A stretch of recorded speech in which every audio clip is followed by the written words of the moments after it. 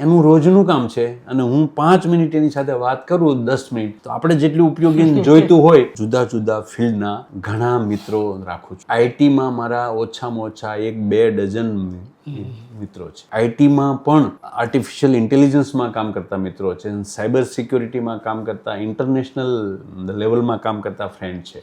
એનું કારણ શું છે? એનું રોજનું કામ છે અને હું 5 મિનિટ એની સાથે વાત કરું 10 મિનિટ તો આપણે જેટલું ઉપયોગી જોઈતું હોય એટલું મને એમાંથી એ મળી જાય છે. ટેકનોલોજીમાં હાઈએસ્ટ બાબત એવી છે, હાઈએસ્ટ રેન્જ એવી છે કે જેમાં ચેન્જ વધુ આવે છે અને સતત આવે છે.